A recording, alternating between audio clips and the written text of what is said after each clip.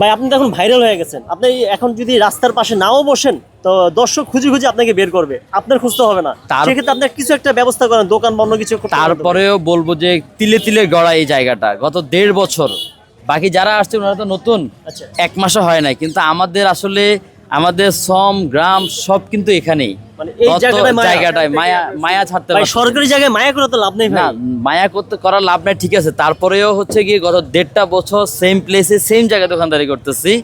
এখন কয়েকজনের ইয়ার কারণে কিন্তু আজকে হয়তো আসলে কিন্তু আমরা দিন শেষে কিন্তু সবাই একটা না একটা রিজনেই কিন্তু আমরা এখানে ব্যবসা করতে আসি।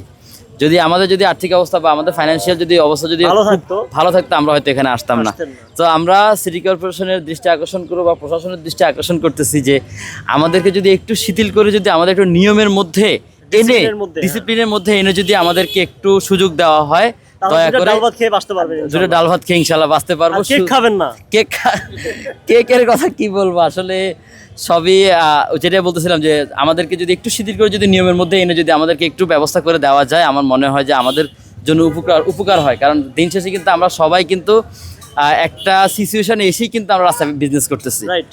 সো আমাদের দিকে একটু তাকাবেন প্লিজ। ইনশাআল্লাহ।